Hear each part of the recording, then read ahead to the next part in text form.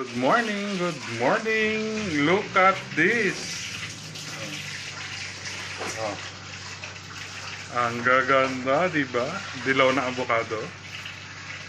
And the other one, yellow-green na avocado. Ito yung parang mangga, yung the best. Ito rin yung sumusunod na the best. Kita nyo naman, walang ugat. Atin ang gagawing shake mamaya.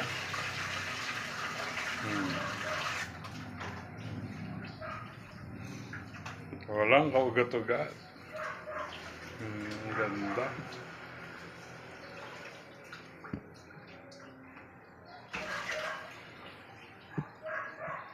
Yummy avocado.